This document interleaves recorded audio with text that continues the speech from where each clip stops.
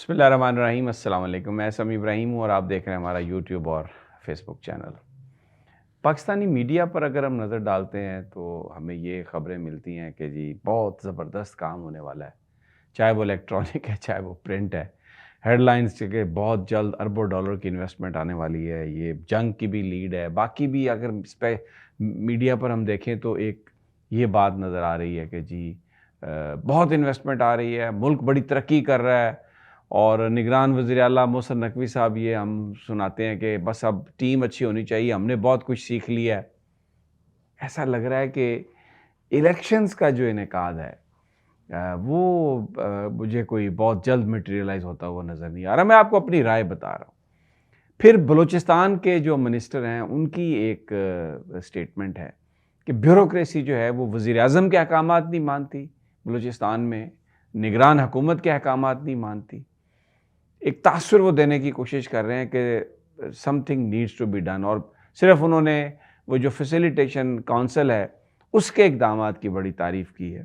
اور اب یہ میڈیا پر یہ خبریں آ رہی ہیں کہ بس اگلے چند دنوں میں وہ کویت سے 10 ارب ڈالر کا ایم او یو سائن ہونا ہے، ایک ڈاکومنٹ سائن ہونا، کہاں ہوگی کیا نہیں ہوگی یہ ہمیں کوئی پتہ نہیں ہے، لیکن جلد اربوں ڈالر کی جو سرمایہ کاری ہے وہ آنے والی ہے۔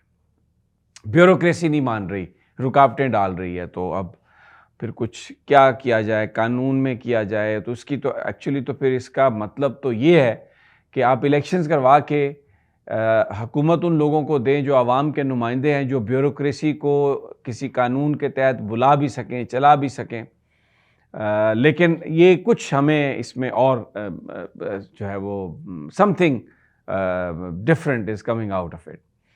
دوسری جانب پیپلز پارٹی کا ایک ایشو بن گیا، بلاول صاحب اور جناب آصف علی زرداری صاحب، ان کا آپس میں اختلاف ہو گیا۔ دو پارٹیز ہیں، اب جو پارٹی ٹکٹ دے گی، کیونکہ جب محترمہ ڈسکوالیفائی ہوئی تھی تو پھر مخدوم امین فہیم کو وہ جو پارلیمنٹیرین ہے اس کا صدر بنا دیا گیا تھا، تو اب جو بلاول بھٹو ہیں ان کے اپنے والد صاحب سے اختلافات ہیں، بہت سارے ایشوز پر اختلافات ہیں۔ پارٹی کے جو ٹکٹ جن لوگوں کو دینے ہیں وہ کون لوگ ہوں گے، اس میں بلاول بھٹو ایک نئی سوچ، اور جو انہوں نے کمپرومائز کیا پی ڈی ایم کے ساتھ اور حکومت میں وہ رہے، اس سے جو پارٹی کو نقصان ہوا، ڈائریکٹ فیڈ بیک ان کو آیا۔ پنجاب میں وہ لوگوں کے پاس آتے رہے ہیں، تو مسلم لیگ نون کے ساتھ ملنا جو تھا وہ بڑا تکلیف دہ تھا پیپلز پارٹی کے ورکرز کے لیے، اگرچہ وہ اب تعداد میں بہت کم ہے۔ عملی طور پر پیپلز پارٹی پنجاب میں ایگزسٹ نہیں کرتی۔ پنجاب میں جو اس وقت جماعت ہے وہ پاکستان تحریک انصاف ہے۔ آپ جائیں کسی بھی جگہ، 10 بندے کھڑے ہوں، آپ ان سے پوچھیں تو 7 بندے جو ہیں 10 میں سے وہ تحریک انصاف کے ہوں گے، اور 2 یا 3 کچھ جگہوں پر تو مسلم لیگ نون کے ہوں گے، کہیں پر کسی اور جماعت کا آ جائے گا۔ تو بلاول بھٹو اپنی جو پارٹی کی جو ریچ ختم ہوئی ہے پنجاب میں، الیکٹیبلز کی جو سیاست آئی ہے، تھوڑا اس میں وہ بیلنس کرنا چاہتے ہیں۔ اور پھر اس میں ایک اور بات بھی ہے، دیکھیں تاریخ جو ہے وہ اپنے آپ کو دہراتی ہے۔ محترمہ بے نظیر بھٹو صاحبہ نے، اللہ انہیں جنت نصیب کرے، بہت زبردست لیڈر تھیں، لیکن پالیٹکس میں انہوں نے بیگم نصرت بھٹو صاحبہ سے جو اقتدار تھا، پارٹی کی جو قیادت تھی وہ لی تھی۔ جس طریقے سے لی تھی وہ آپ کو بہت سارے پیپلز پارٹی کے لوگ بیان کر سکتے ہیں۔ میں وہ گفتگو اور وہ جو واقعات ہوئے تھے کہ میٹنگ کیسے، کہاں، کون کہاں بیٹھ سکتا تھا، کیا تھا، اور جو سینئرز تھے ان کے ساتھ، تو اقتدار میں بیسیکلی اٹس ویری روتھلیس۔ یہ ایک بہت ہی ایک جیسے شہباز شریف اور نواز شریف کا اقتدار کی جو رسہ کشی ہے، اس میں مریم نواز اور حمزہ نواز کا جو ایک ایشو ہے، یہ جو ساری ایک دوسرے کا ہاتھ پکڑ کے جفیاں ڈال کے ہمیں نظر آتے ہیں، یہ ساری منافقت ہے۔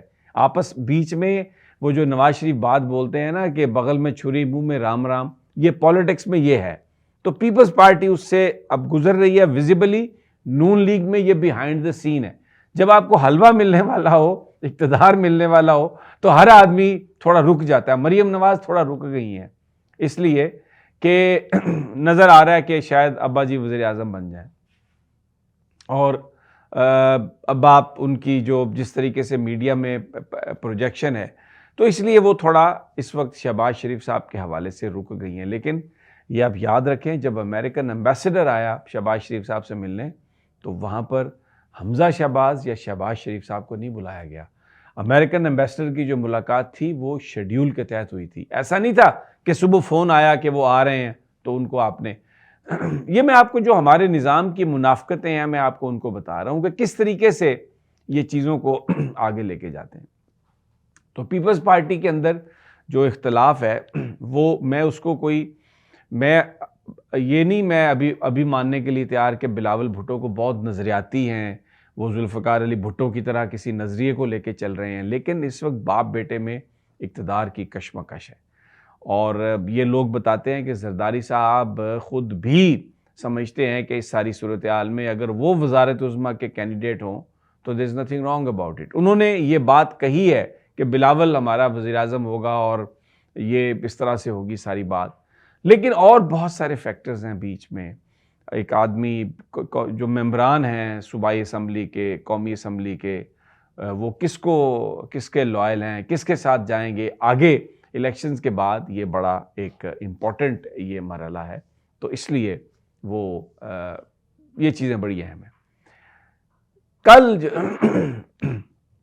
کل جو ایک نیا سکینڈل، ایک کتاب چیز بنانے کی، ایک عمران خان پر الزامات لگانے کے لیے ایک وہ اداکارہ کو بیچ میں اتارا گیا ہے، ہاجرہ کو، لیکن اس کے حوالے سے ایک بڑی اہم چیز جو سامنے آئی ہے کہ لندن میں وہ یہ کتاب چھاپنا چاہتی تھیں جس میں وہ عمران خان پر الزام لگانا چاہتی تھیں، لیکن وہ لندن میں پبلشرز نے اس لیے نہیں چھاپی کہ اس کا جو کنٹینٹ تھا وہ اس کے کچھ ثبوت نہیں تھے، وہ صرف ایک کہانی تھی.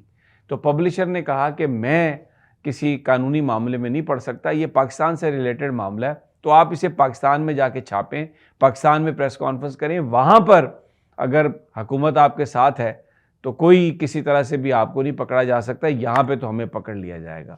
تو یہ جو کتاب لندن میں امریکہ میں چھپنے کے قابل نہیں تھی، اس کو پاکستان میں پریس کانفرنس کر کے صحافیوں کو دے کے اور وہ سارا کچھ کر کے عمران خان پر ایک ڈالنے کی کوشش کی گئی ہے، ایک ملبہ ڈالنے کی کوشش کی گئی ہے، لیکن یہ کوئی کامیاب ہوتی ہوئی ہمیں نظر نہیں آ رہی. بالکل سوشل میڈیا نے بھی اس کو ریجیکٹ کر دیا، اس کو اٹھانے کی کوشش کی گئی، لیکن سوشل میڈیا نے اس کا پوسٹ مارٹم کر دیا، واٹ اس کی لگا دی ہے، اور جو لوگ یہ کرنا چاہ رہے ہیں ان کو بڑے برے طریقے سے اس کو ایکسپوز کیا گیا.